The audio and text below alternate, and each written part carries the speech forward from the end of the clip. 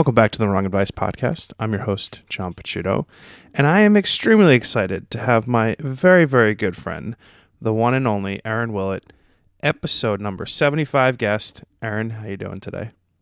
I'm good. How are you? Oh, I'm doing great. I'm so excited to have you on the podcast, and even more excited to have you be the 75th guest on the show. Can you give a quick introduction to who you are? Sure. Gonna be 33 in 2 weeks. Did you Happy remember? birthday. It's on my calendar. Yeah, I'm 33. I work in the medical field as a vascular technologist, and I live in Southern California. Just Wow. Elf and I, yeah. So you and I have been internet acquaintances for, I wish there was a way to look up on Twitter, how long you've known a person and or followed a person. I know. But the very first time I checked, the first DM I sent was 2010 or something like that. So we've known each other a pretty fairly long period of time, Oh yeah. which is wild and crazy, kids.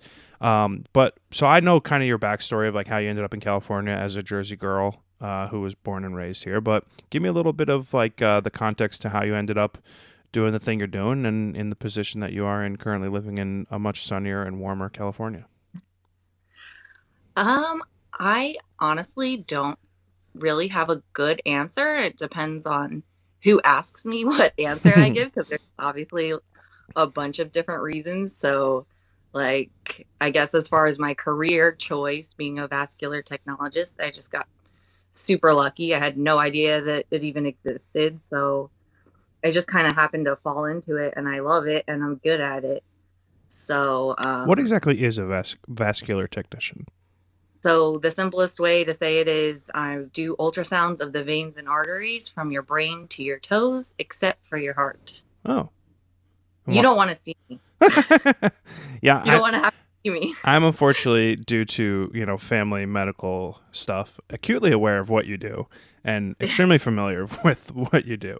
But that's so wild. So how do you get into something like that? What sort of drove you into that field? It is highly technical, highly, specified and wild.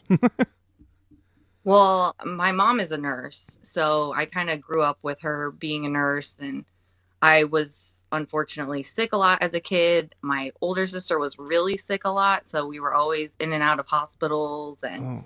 having tests done and stuff like that. So I thought I wanted to be a nurse. And in high school, when I told my my mom that, she said, "Really, Erin? You want to be a nurse? You can't even pick up after your dog without gagging. There's no way that you're cut out for that." And I said, "Oh, a nurse has to clean up a person like that?" And she said, "Yeah, what do you think they do?" I said, "I thought they, take your temperature and your blood pressure." I didn't have any clue back then. So I said, "Okay, maybe not that. Maybe I'll be an X-ray tech or something." And when I actually got into looking at the different, it's called allied health, diagnostic Hmm. technology for medicine, I thought I wanted to do nuclear medicine. But I was told by my professors that I wasn't smart enough. My grades were not good enough. Yeah. Wow, that's fucked. This was Yeah, in college, or was this post yeah, grad? and it Yeah. was really only one of my classes that I had a C in or something, and she was like, "No, I think we should look at something else." So I went to the open house. I tried out for nuclear medicine and for vascular technology, and I got into both programs. Oh, sweet. So I got to pick, and it just so turned out once I did more research that I didn't want to be involved in all the radiation and stuff like that. Ultrasound's very, very safe. Hmm. So I went with that, and I just got lucky. I Yeah. really liked it, so I got lucky. Where did you go to college? Well, I had to go to two schools. One is called Georgian Court University. It's an all girls Oh, Catholic. nice. And I did 3 years there, and then you have to do 2 years of the dedicated vascular program, which was UMDNJ, which doesn't exist anymore. What? Rutgers bought it. Yeah. Wow. Did not know So that. One of my yeah, best yeah, friends graduated from there. That's so weird. yeah. So R.I.P. UMDNJ. I mean, it still exists, just under Yeah, it's Rutgers Rutgers. Medical School now, right? It's crazy. So I've often harped upon on my podcast how it's taken me let's call it 34 years to figure out like the thing that I wanted to do and the thing that makes me happy from like a work perspective, which is obviously photography and this podcast to a lesser extent.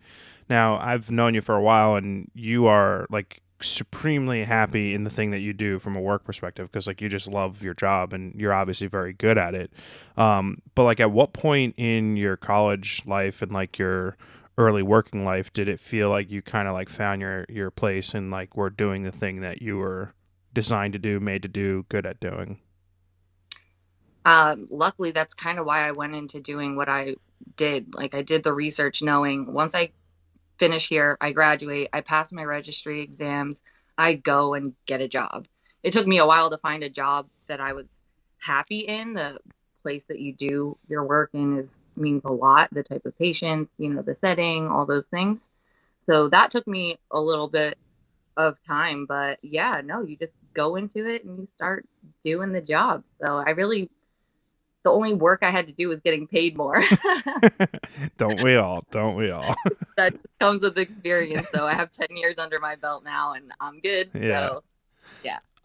Obviously in a field where like there's a vast array of qualifications, right? Like you work with doctors on varying degrees on a daily basis, and people from nurses to head of surgery and shit like that. Do you find it to be a difficult place to work, like to feel sort of respected for the stuff that you do? Like do you ever feel out of sorts or out of place in the environment that you work in? Yes and no. Fortunately, most doctors are really respectful of their technologists because without me, they don't know what to do. Yeah. I'm their eyes and ears inside of the patient. So I'm the one that's looking and I'm the one that's finding the things and interpreting it. A lot of the doctors unfortunately don't really do that, or they don't feel confident doing it because they don't do it as much as we do. Our hands are actually on the patient and looking in real time. But the patients, however, don't realize that. Yeah, right. They think I'm just, waving my magic wand. They're shocked when I tell them that my bachelor's degree is in vascular technology. That's my degree. So yeah, they have no idea how instrumental I am in literally diagnosing them or helping them keep their limbs or whatever it is. But that's kind of a good thing too. Yeah, that's pretty awesome. I mean, you're doing work that can directly impact the life of a human being, which is pretty incredible when you think about it. And like I do nothing like that, right? Like there's nothing that I do in my life on a day-to-day basis that will like positively impact someone's longevity of. Not true. Well, listen, if I take your picture, it does last forever. But if you die, like it will not be because I did anything. So yeah, totally. One of the things that I like to talk about is like how, for some reason or another, I'm just like a supremely confident human being and like comfortable in my own skin. You as a person who used to be like, you were on the Chive and like all these like websites in the 2000s and stuff, like you're a pretty girl. Like what was that experience like in sort of like shaping your confidence in your work life, right? Like does like that pseudo level of internet fame ever cross over into giving you confidence into like the day-to-day work that you do in life? Like does that stuff help at all?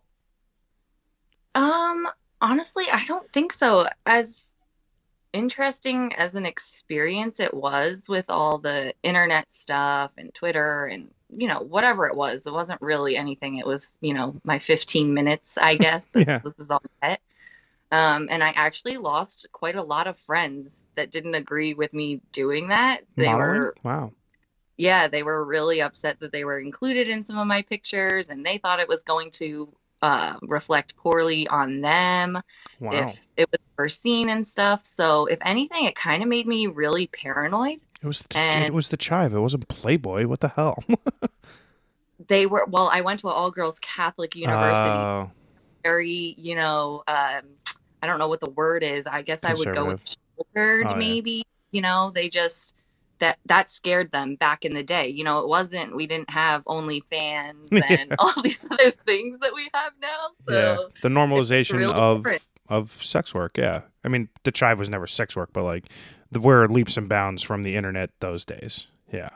Right, right, exactly. So, yeah, they didn't really agree with it. And yeah, it made me really, really paranoid as far as, getting a job. What if someone Googles me back then? Oh What are yeah. they gonna Oh, I never see? thought about that. My Google So history is so problematic. Like there's just so much dumb shit. I mean, like thankfully I've never been arrested or anything catastrophic, but I used to write on the internet a lot for places like Elite Daily and all these other websites and stuff, and I wrote just not like bad shit, but just dumb shit. Like if someone read something that I wrote, 10 plus years ago, they'd be like, "Dude, you're an idiot. Why would you put this on paper and like put it out for people?" I could imagine how that would play into like being concerned about like jobs and stuff like that for sure. Thankfully for you, it's just like you modeled. Big deal.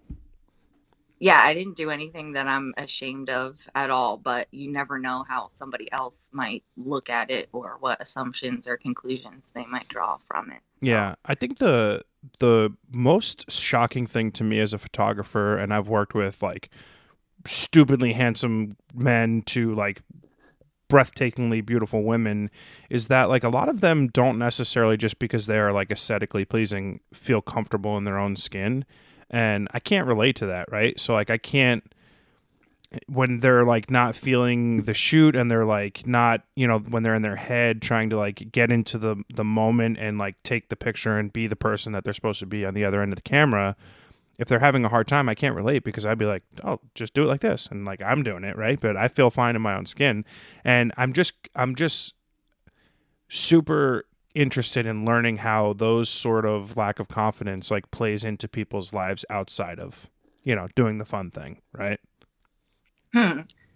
Yeah, no, I definitely when my very first photo shoot with the chive, they literally had to like take my hand and put it, places because I Uh, was just shaking like a leaf. I was like, oh, Nervous, like yeah. what do I do? And I never looked at myself and thought, damn, I should be in pictures. So definitely felt out of my element. But I think luckily that's why I am so confident at work is because I know that I'm good. I know that I'm smart. I know the grades that I got. I know the recommendations that I've gotten.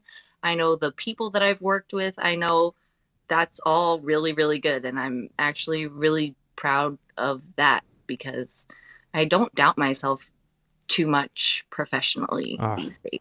so fucking jealous of that. I have self-doubt, imposter syndrome times a billion, and I don't know if that is something that is like mutually exclusive to a creative career, right? Like, you know, I'm sure if you're a surgeon, there are times where you could be worried about cutting someone open and, oh, I can't do this or whatever. Or like, does a priest get nervous before he goes up and talks to his congregation? I would imagine not. It's something you do a million times. But like for me, that the first 5 minutes before I do my quote unquote job, what are you doing here? You don't belong here. You're a fraud. You're a fake. Like, what are you doing? It's crazy, and it's so unlike myself in any other realm of my life. Um, when you look at the fact that you have found the thing that you belong in, is there a way that you look at like how you measure success in your career, right? Is it just like proper diagnoses, like effective techniques? Like how do you look at the thing that you do in life and create a success metric for it? I don't know. For me, it's just my happiness and my comfort. As long as, I'm making enough money to keep a roof over my head and food in my belly, then I'm happy. I mean, I could go off and write journal articles every month and do all these conferences and get more certifications and more letters next to my name, but I don't know, maybe I'm not ambitious enough. I'm just really totally Content. like Yeah. content to be doing what I'm doing. I set out to do it 10 years ago. Like I worked my butt off. I paid a lot of money to Yeah. learn how to do it. Like Yeah. this is it. I mean, every once in a while I'm like, man, I wish I was a doctor or man, it would be cool to do surgery or something. But then I look at the doctors that I work with and I'm like, I would not do good under those circumstances. You wouldn't have a life, you're Mm, working all the time. yeah.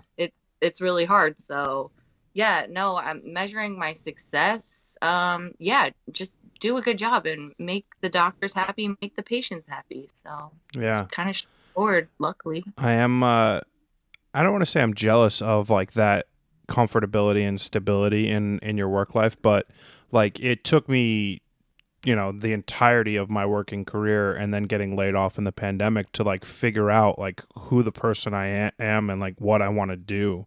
And I'm totally envious of people. Envy is definitely the right word. Who like are able to uncover the thing that they were meant to do at a younger age than me. And a question I ask myself a lot is like, could 25-year-old John have learned the life lessons that 35-year-old John had to be taught in the worst imaginable situation? And I often go back to no, right? Like I don't think that the things that I learned in the last 2 years could have been implemented at an earlier time. Like I think it takes that sort of time and longevity in life.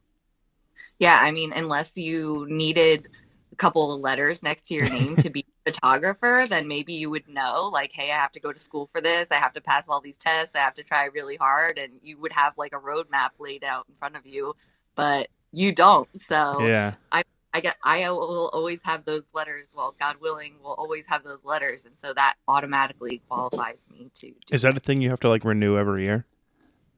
No, you have to pass two exams initially after you finish the program with proof that you finished and all that stuff. And then you really just have to do like any medical career, you have to do the continuing medical education. So you have to get a certain amount of credits by Uh-huh. going to relevant talks and whatever else. Gotcha. That's really it. That's interesting. We're both in our mid 30s. I guess me gearing up towards Whoa, whoa, whoa. is I'm 35. 32 still. I'm still 32. Okay. Well, in a week, 2 weeks, you're going to be 33, which is closer to mid than the beginning. No. I have often said that I feel like my life is in a completely different place than pretty much all of my friends and family, right? Like every single person I know is married, they have kids or kids on the way or what have you. Do you ever look at like where your place is amongst like your group of friends and or family and compare yourself and like, oh, I feel XYZ about ABC? And comparing myself to my friends career wise No, or like life wise, like life relationship wise. wise, like there's all that inherent societal pressure to be married by a certain age and have kids by a certain age and own a home by a certain age. Like, do you feel any of that? Oh, yeah, totally. I mean, I dated my very first boyfriend from high school for a super long time. I thought for sure we were going to be married, like 100% thought that we would be settled by now with the house and all that stuff. But luckily it didn't go down like that. Yeah. But yeah, now I'm still painfully single at, like you said, 33. And I did not think that this was gonna be how it was. Not that I necessarily think it's a bad thing, but Yeah, I don't at all. um, Not just for you. I mean, for me personally, like, I don't think it is a bad thing.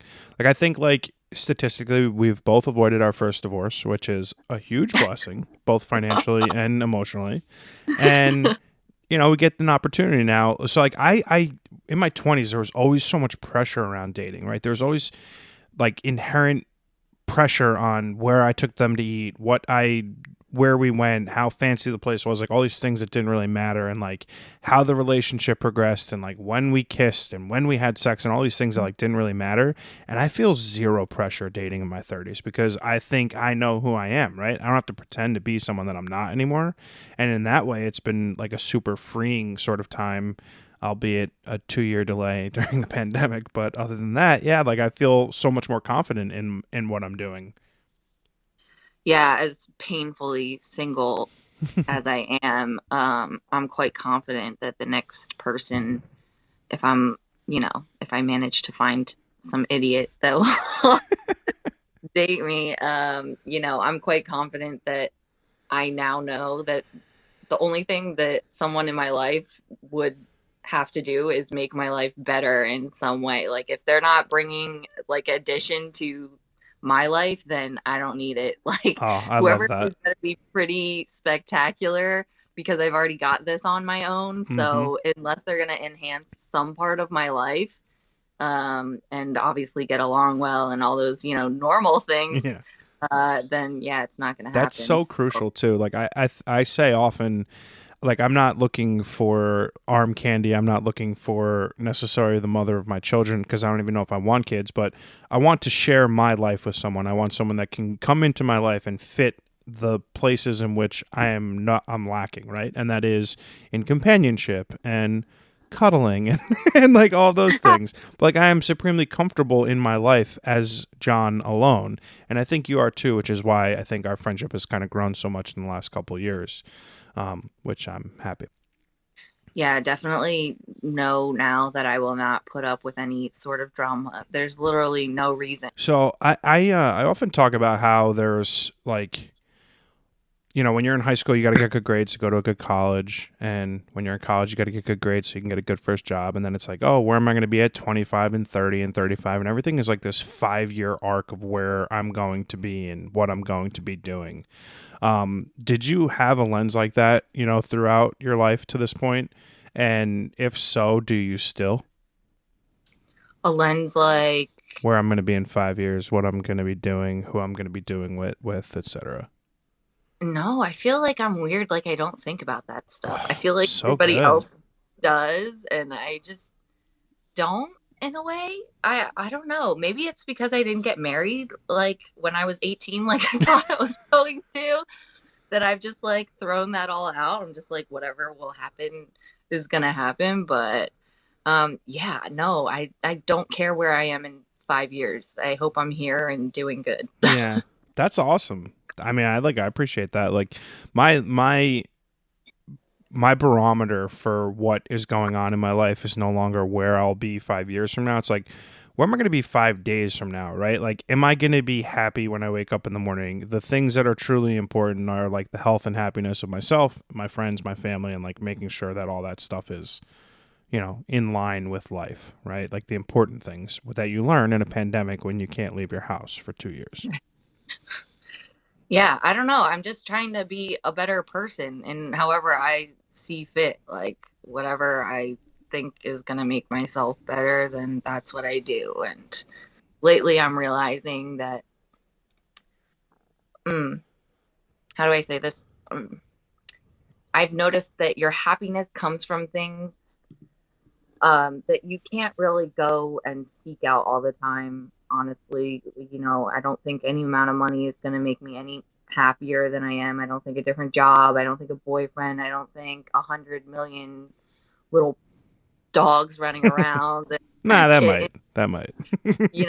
It'll put a smile on your face. But I think that as I get older, when I can walk away from work or a situation and feel good about it and have good, positive interactions with people, maybe help somebody, make somebody smile or laugh, I feel like that is way more fulfilling as I get older. So I'm Yeah. trying to focus more on that kind of stuff, even though it's not always easy. Yeah, no, for sure. You know, so the greatest lesson I think that I've learned over the last 2 years is that true life happiness comes from within, right? So if you're not happy with yourself and the person that you are and the things that you're doing, nothing added to that will make you a happy person, right? $1 million a year in a salary, not going to make you happier. The love of a wonderful man or woman is not going to make you happier if inherently in your own skin you're not a happy person. And that being said, like happiness is a distorted lens, right? Like that is a momentary thing. Like you could be the happiest person in the world at 10 a.m. on a Monday, and then by 2 p.m., who the fuck knows where you could be? But it's a matter of like perspective of like, you know, I say the biggest cliche all the time is like I'm just happy to be here, right? Like I'm happy that I'm alive and healthy, and my family is alive and healthy, and I've got a great group of friends and a career that I love, and a lot of that gets taken for granted sometimes. Yeah, I think that's put into perspective for me on a daily basis. I'm typically like I said, you don't want to see me at work. You don't want Yeah. to meet a vascular technologist. I'm taking care of pretty much people over 50. A lot of them are 70 to 90 years old, and I see how hard life is going to be. It doesn't matter how healthy you are or how well you take care of yourself or how much money, like your body is going to break down. Your body does not improve as you age. It Hmm. doesn't matter if you're, constantly working out or you're a vegan. Sometimes it literally doesn't matter. And I also see the patients that struggle because they're doing it on their own. They don't have their children around to take care of them, or, whoever it is. You're going to need someone when you get older. Like, it's not going to be easy. It's every single patient tells me, like, getting old sucks. They Yeah. all say that. So I'm acutely aware that I have about 30 good more years in me, maybe. I And mean, that's based on the assumption that the human race has 30 more good years in us. right. Yeah, never know at this point, right? I Yeah. constantly say it's like we live in the most exhaustive time to be alive, right? There's just all this inherent craziness of the world. I mean, forget about Russia and Ukraine and all that shit and COVID and all that stuff. It's just a tiring time to be alive. You're like faking it till you make it on the internet. You're like worried about what the people on social media are doing. And it's like all that stuff just is a cause for, depression and angst that doesn't need to actually exist because people put on rose-colored glasses and pretend to be someone that they're not. No, it's true. I think our generation has it like really, really bad. The Oh yeah. millennials of us that grew up, with no cell phones, and we didn't have GPS. We had to like print out MapQuest directions and stuff like that. There's something, and then the people younger than us, the younger generation, they went and like made a 30-second video on TikTok, and now they all have more money than I ever will. It's like, what is life? Well, it's not All too late to life they start told dancing, me, Erin. It's not too late. they told me from, a young age, they tell you have to go to school, you have to get good grades, like you were saying before, in order to succeed. And now that's kind of got flipped upside down. Like, I am very jealous of that. I've always felt that I had the best college experience possible. I went to a really big school. I made a ton of really close friends that I'm still close with today, and I had a fucking blast. Like it was just the best 4-year period of my life. I didn't fucking learn anything. Like I didn't go there and walk away with a degree in neuroscience and now I'm like curing brain cancer, right? I got a fucking economics degree because it was the easiest one that I could get into from the business school because my grades sucked because I never went to class because I was partying all the time. That $100,000 that I spent over that 4 years could be doing so much more for my life. Had I taken 2 years from 18 to 20 and just traveled the world, my life would be completely different. And that's one of the nice things about the time that we live in, because the fallacy that we need to get good grades and go to good school to get a good job and do something with our lives is not true anymore, right? Like right. there are other avenues to be like a successful functioning human being, whether that entails dancing on the internet or I don't know. Oh, so funny. My biggest fear in life is, sad to say, is dying. And you spend an acute amount of time per day, like in and around death and pending death and, disease and stuff. How does that like make you feel on a daily basis? Like, how do you like unpack that? How do you like come home after having a tough day and, seeing potential future tragedies unfold with your patients? Like, how do you like unwind and pull away from that? Well, luckily I don't normally get those kind of updates in real time. It's Oh, not really till like after the fact that you click on someone's chart and it comes up deceased or something. And yeah. that's always like, oh man, I liked her. Oh, like he was so sweet or something like that. Or the next time they come for an ultrasound and their foot is now missing because they No. needed it amputated, like that's definitely a bummer, and I'm definitely scared of dying as well. That's a huge fear, but yeah, I don't know. I think it makes me think of my grandparents more than anything else because they're still around and they're the age of these patients. So it just always makes me worry about them, and that's always on my mind, unfortunately. But yeah, I guess it doesn't really affect you. It's part of the job, I Yeah, guess. you got to like compartmentalize it. Yeah, I mean, COVID was the hardest thing because people were dying all the time. You see them like getting CPR in front of your eyes. There's Jesus. people our age that are dying. Like that was really, really hard. That was not easy. But yeah, on a day-to-day basis, I'm lucky enough that even though it's kind of doom and gloom, it's not. It's not the immediacy of it. Yeah, it's not like hospice or cancer or anything like that. Yeah, that's good. I think, from I'm biased. Obviously, I've known you for a while, and we've become really good friends.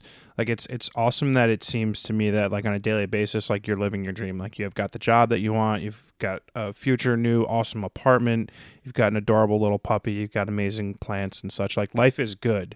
If you were to do anything else in your life, like, what would be like your biggest dream? Like, what would you be doing besides what you're currently doing?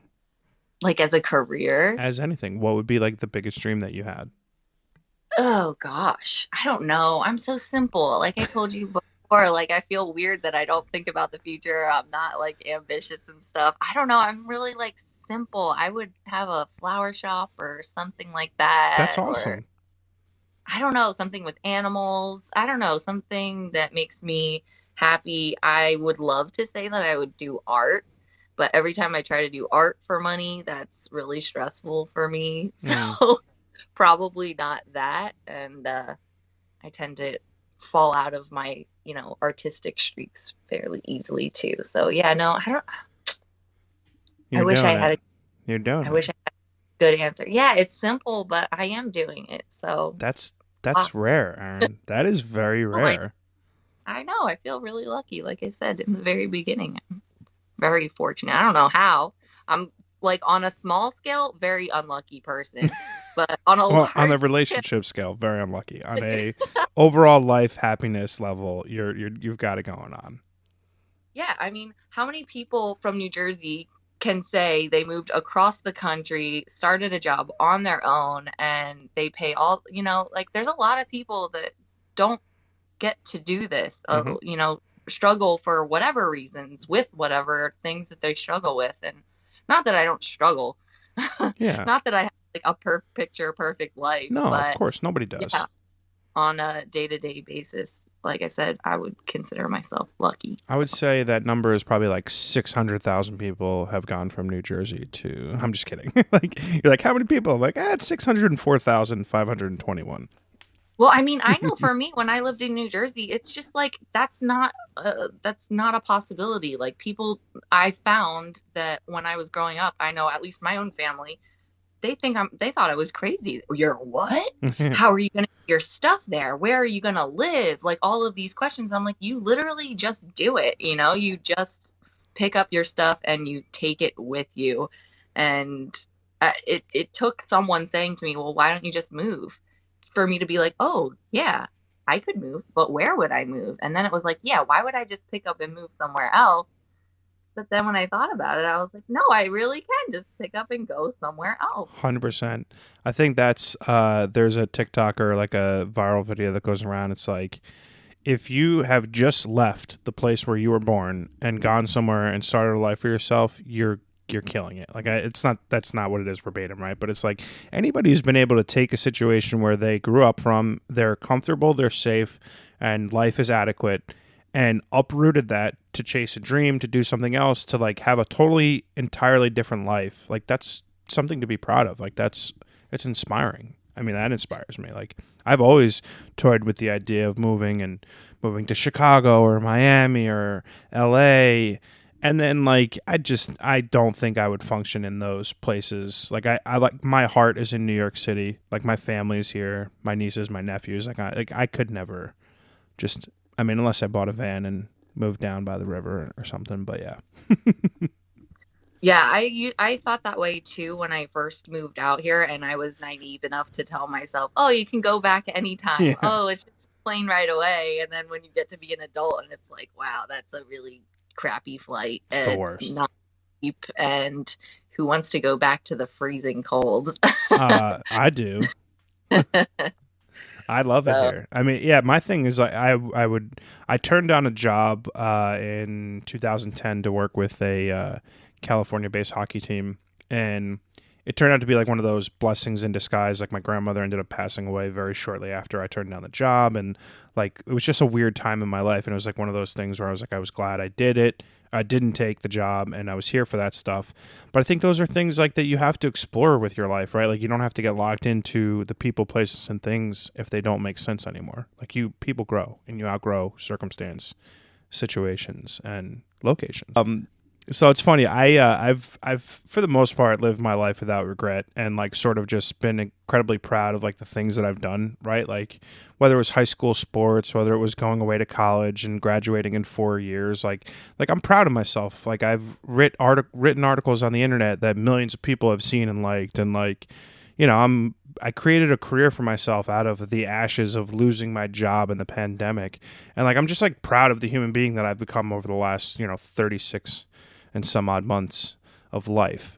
What are you most proud about for yourself? Yeah, I think we just talked about it. I mean, just having the guts to do what I did, moving out here, and I'm definitely proud of, my education and, my good reputation in my field. I think that's something to be proud of. Yeah, doing it on your own is it's hard, and Mm-hmm. I definitely isolated myself in a big way so that I got to do everything extra by myself. So yeah, proud of that stuff for sure. That's awesome. So talk to me about what internet fame felt like at an early age, right? Like you were a young person who had like Erin motherfucking Willett was like famous on the interwebs. Is that like a crazy feeling? Is that like I mean, as a woman, I would imagine you had all sorts of wildly crazy interactions with human beings. Like, what was that like? And like, how did that impact your life? Well, like I said, it was not really like big stardom or anything. It was more the 15 minutes of fame, but it was cool at first. It really was eye-opening. I had no idea, any of that really. I don't know. I don't know how to even put it just to describe it plainly, but no, it was very weird to see people reaching out to me and um, comments that people would make. I was just like, I'm just a normal person. What the heck are you writing me a 5-page email for? Like, I I love don't you. know you. But they're pouring out their heart to me and this, Oh, that, and the other. It's just kind of like mind blowing. I'm like, whoa, there is a you big saw a world out. picture of me, and now I've got a 51 paragraph email to read. Yeah, it's absolutely wild. Or the stuff that people will infer from you, or or assume of you, I should say. And I don't know, very, very, very strange. Wild time to be alive, for sure. Yeah, I mean, but it's also been very cool. I think a lot of my really good friends that I still have to this day, I would not have met if I didn't do any of that stuff on the internet. Oh, interesting. I mean, if I think about it, when I first moved out here, I didn't know anybody out here. So Literally not a people, single person. not one, I mean, the people from the Chive that, those people I knew, but I wasn't going to be hanging out with them on a daily basis. They weren't going to be my new friends or anything. Support But system, yeah. yeah, I mean, I ended up meeting people through that, actually through Twitter, like some of my best friends that we hang out on a weekly basis. They're, from back in the day. Or talk digitally every day, like people who Yeah, still live in New exactly. Jersey. Yeah, that long distance pen pal thing. From pen pals to podcast guest, we can do it all. Yeah. I think it's funny because like there's a really sort of unique time happening in the digital space with like digital art and NFTs and crypto and like all this weird shit that's going on. But it's also been a cool place for me because I've started to feel like I've found like a little bit of a community for myself online, like in Twitter and Instagram friends and like people who like admire my work and my work ethic and the photography that I do and the podcast that I so I feel like I've gotten to this point where like I found this community of like internet friends and people on the internet who I have common interests with and like who want to see me be successful. And that's not to say like my friends and family who I see all the time are not wanting to see me be successful. It's like the exact opposite. They like support me unconditionally, but we don't have like that art life stuff in common. And for me, it's like turning into a point where like a lot of people that I've met on the internet are becoming really close and good friends. And it's kind of nice. It's, finding communities, whether it's, people in your life that you've known since kindergarten, which I have, or, new friends on the internet. It's nice. It's weird for sure. Not something that I would have expected, but it's not a bad thing. No, community is huge no matter like what you do in career wise, your colleagues, that's hugely important, your friends, your family, all of those things are supremely important no matter what you need a community around you. I would So, say the hardest thing about being so like I'm a solo self-employed human being, right? Like so I don't have coworkers. And like the coworkers I do have, they're new every time I meet them, right? So whether it's a model, whether it's a band, whatever it is, I don't have that like steady community around me. It's ebbing and flowing with time. And I have found it's funny. Like I make jokes all the time. Like there's a website, I think it's called adultfriendfinder.com, but it's like for sex. I was like, I would like to make an adult friend finder where it's like, I need to make more friends in my 30s who don't have kids that can go get beers on Wednesdays. You know what I mean? Like it's funny, but it's true. yeah, no, definitely. It's hard to find a community to belong to, but I don't think it necessarily always has to be with, your hobby or your Oh, career. yeah. But can imagine that for you, especially having a community to talk about something, especially creative, to bounce ideas off of, or, just hear somebody else's perspective. I mean, you could apply this to the medical field too. Like one person thinks it's this diagnosis and the other person thinks that happens all of the time. And without people to discuss it with, you just in an echo chamber talking to yourself, which is never good. Echo chamber, a term that can be used to describe a myriad of problems that we have as a society, to say the least. Yeah, exactly. I like to spend the last bit of every podcast doing sort of like a Q&A. Some Is of it over? the not yet. No, I mean this part takes a while. Oh, okay. So there are some super easy ones, and there are some a little bit more in depth ones. But my very first question for you is, what is your favorite book? My favorite book is probably I'm gonna go with Cat's Cradle. Oh, I'm shocked. I was really leaning towards Lord of the Rings. No, dude, I got Kurt Vonnegut tattooed on my Oh body. yeah, I forgot. I Not forgot. be Vonnegut. Anything Vonnegut probably, but Cat's Cradle is just like, whew, love Yeah. it. I would I think there's a very strong possibility that you inspired me to read my first Vonnegut novel. Like I feel like 6 or 7 years ago, I definitely put on Twitter like, "What should I read?" And I'm 95% sure you Did you? definitely. I'm like almost 100% positive. Wait, what did you read? I've read like 8 of his books. What Yeah. was the first one? Oh my God, what was the first one? House Five? What was it? Slaughterhouse Five? Slaughterhouse Five. I read. That wasn't the first one. Oh, actually, I probably read that in high school, so I don't know if that counts because I Hmm. probably didn't read it. I probably read the Cliff Notes. Um, fuck it. Maybe it's called like Kurt Vonnegut on Life or something. Oh man, I'm literally gonna do this live and look it up because now it's driving me crazy. His books have like strange titles. Oh, they're all weird. Yeah. And I gotta look this up live, like on the podcast, because I need to know how many of these books. No, I don't remember. Did you just remember this? We never talked about this. No, not. Oh, A Man Without a Country was the very first one I read in Oh, 2015. mm. Like I said, I probably read Slaughterhouse Five in high school. I think that was like one of my summer reading books. Yeah. Yeah. Cool. What's your favorite movie? This one I know. How do you know? I can't even know. It's Star Wars or Lord of the Rings, So, and yeah. all of them. I'm not gonna pick one out of all of those amazing, amazing movies. Yeah, that's fair. Oh. We have done digital binge watches coast to Yeah. coast and gone through a vast majority of those.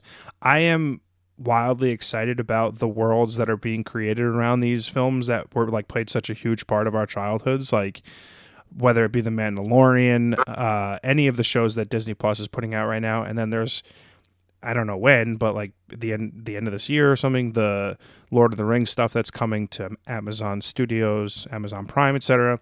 It's a cool time to be a nerd, let me tell you. Yeah, I mean, and it's not even nerdy anymore. Like Star Wars is not nerdy. Like everybody likes Star Wars I know, now. but Now it's almost cool to not like Star Wars It's because everybody else likes it, it's that is annoying to me because like as a kid, like it was lame to like Star Wars, it was lame to like Lord of the Rings, and now it's gone the other way and everyone watches all this shit and they're all hyped on it. It's like, man, come on. I was Yeah, watching this now shit like in the 90s. Like, fuck you. I can't go a birthday or a Christmas now without getting something Star Wars. Like the amount of Star Wars socks and t-shirts and junk that I have, like that didn't exist back then, like at all, Well, hardly. that's what happens when Disney buys something. Well, yeah, I know. Money, money. Merch overload. Yeah. What's your favorite food?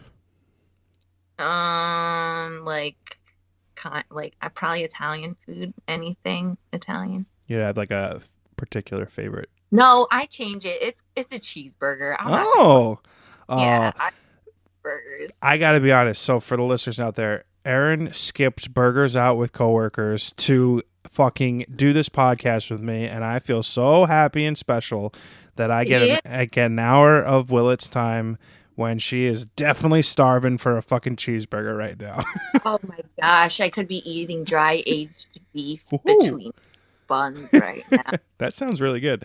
I had a very lackluster salad for dinner, so I think I'm gonna have to get a burger tomorrow now. You're gonna have to. Do you believe in an afterlife? Yeah, heck yeah, I'm going straight up. That's so great. Oh my God, that's so funny. I think one of the most reassuring things that I've had in my life is that, so this is episode 75. I want to say I've asked that question 60 plus times to like individual people, and 80% or more think there is something after we die. And that's awesome. Like, that is a reassuring feeling. Like, my biggest fear is dying. Not really something I'm looking forward to, but I do believe there is something after. I think if you were to live a life and expect nothing to transpire after, it's like, what's the point? What's the point? Yeah, that's something I recently came to learn because I used to be one of those people that thought we just got put in the dirt and you just sit there. And I did not realize how hard that made my life Oh, entirely. interesting. It really, because like you said, you have nothing to live for. What is Yeah, the point? You're constantly, going through life, which is always going to have downs or lows or valleys, however you want to put it. How are you going to have those throughout your life and feel like, what's the point? You're hmm just not going to even want to be here then, because why am I suffering and going through all of this stuff just for like momentary happiness here and there when I get the opportunity to do something cooler, whatever it is. totally. So knowing that I'm going to go and see my family and live, yeah, like Yeah, I the can. virgin of earth sounds amazing to me. I So completely agree, and like I don't argue with people based on their context for like religion or whatever they think does happen when they die. Like, I'm a holy spiritual person who prays a lot and like has a supreme belief that things happen for a reason and something will happen when we die, whether it's a party in the sky or whatever. I have no fucking idea, but like it would be a tremendously tragic way to live a life thinking that we live, we die, and that's it. The lights go off and there's nothing else. yeah, That'd be or sad. like me, people would be like, not like people would ask me this all the time, but when the subject comes up, I used to think it was funny to be like, oh, well, I'm going to hell anyway. Like, see you there. And I thought that was like cool. Like, Dust your like, see you in hell. Like, Yeah. haha, I'm such a cold hard bitch. But Meanwhile, the worst that's thing you've ever just done is depressing. probably that's like the worst thing you've ever done is get like a speeding ticket. Oh, I'll never tell. That's funny. Are you happy? No, you know this. Fucking miserable. Oh, come on, it's not true. No, honestly, like I said, on a large scale, yeah, overall, I'm happy. I'm healthy. Like you said, I have a dog, I've got family, I've got friends, I've got a career that I like. It's sunny all the fucking time. Yeah, generally pretty happy. So, Love that. yeah. I am lucky in that later in my life I've found like a number of things that like inspire me as like a human being, like just inspire me to be alive, right? Like whether it's art, whether it's music, whether it's like people's kindness and stuff, like I've developed into this wholly unrecognizable empathetic human being, which has made life a lot better and a lot simpler. Definitely. What inspires you? Ooh. I think art is like any kind of art is the most inspiring to me. I don't know. I haven't really thought about that until you just asked. It's a good I don't question. know. Different, I don't know. It depends. I get inspired by all different kinds of things. Yeah. You think of any one thing? Usually, actually, I would change from art more to nature, like things that occur naturally and that you notice, or maybe you don't notice all the time, but when you do notice it, it like gives you that feeling. Mm-hmm. Whenever I get that feeling, I suddenly feel like, oh, I gotta go see everything, and I gotta go do everything, and I gotta, like you start thinking about all the things that you want to do, and Yeah. stuff I, like I that. So that's the best way I can. I had that experience on my cross country trip 2 years ago where I was seeing things that, I'd never seen in my life before, like whether it was animals or places and beautiful nature. And it's like awe-inspiring. It is an awe-inspiring experience to see things that are breathtakingly beautiful. I think that also, oddly enough, factors into the afterlife question, right? Like the sheer improbable fact that you and I are having this conversation on a fucking Tuesday on an iPad in two different states on planet Earth spinning around the sun. How the fuck else could this not be here for a reason, right? Oh yeah, I mean, anywhere you look, like my favorite way to put it is, how can the Earth be such that it is, and the sun be such that it is, that we're moving, and gravity and the soil and the air and the water is all just so perfect that it can perfectly ripen a tomato. Yeah, Like it's an the accident. fact that Sure. it's not accidental Yeah. whatsoever. It's designed. I agree, and that's what is cool to me about life. And that's, I think, like when you start recognizing the beauty that is in things like that, like the sheer improbability of just being born, right? Like millions of sperm to one, that you are an actual living, breathing human being. It's inspiring. It's crazy. You got to take life with a grain of salt, because that's like, just the fact that you're alive and breathing is a miracle. Yeah, I think that's why I like taking care of all these plants that I'm literally surrounded in the jungle with, because I could just stare at them. Like I don't even have to turn my TV on. I can literally just look around my apartment that has hundreds of plants, and they're all so different. They're all so different. They all need different things. Like it's mind blowing. I can nerd out on that. How do you feel about moving all of those plants in the next month or so? I'm worried that they're not gonna fit, to be Yeah. totally honest with you, because yeah, I'm not sure, but I think I have a nice little patio area that I can just, Stack stuff up. yeah, we'll see. We'll see. Fingers crossed. Nice. What is the best piece of advice someone has ever given you? From my therapist in college, I was having issues. My parents were getting divorced, and it was sucked. And I was really struggling with how my parents were both treating me. Like I could not comprehend, like, how can my whoever forget this or say this to me, or whatever it is. And he goes, Erin, parents are just people. Mm. I said, what? And he goes, well, what's your dad's name? And I told him, and he goes, well, just think of him as that. Think of him as Bob, like it's not my dad went and did this. It's Bob. He's living his life. You know what I mean? Like adults have to make decisions for themselves regardless of how many kids they have. And that really helped me, not only with just my family, but with people. Like people are people, Mm-hmm. Everyone's got their own. It kind of put into perspective, like walk a mile in my shoes, or you know, what is the other one? Not walk a mile, like see things from their perspective, like Mm-hmm. Yeah. that What that is what is your best piece of advice for everyone listening to you on this podcast for the first time? This is called wrong advice. Like I don't have good It's a advice. pun. It is a pun. You should know that by now. What advice would I give to people? We're hearing you for the first time on this podcast. I don't know. I would say be kind. That's my best advice. Oh, Because, I love that. yeah, be a nice person.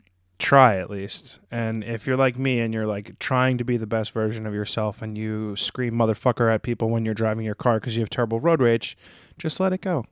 Just let it go. Yeah, no, I do that all the time too, but I still after that try to like let somebody in my lane or, do something. I was having a conversation with my mom today while I was driving, and I started screaming at this person. She's like, John, what are you so mad about? I was like, this fucking idiot, blah, blah, blah, blah. And I was like, you know what? I was like, I'm literally in a rush for what? Like, I'm rushing back to get to my apartment for what? There's no rush. There's no time constraint. There's nothing. There's no clock. There's nothing, right? Like, time is an illusion. We made it up. So, like, why am I worried about some guy who cut me off or some person who did something stupid? It's like something I'm really working on, and I'm going to work on it by selling my car.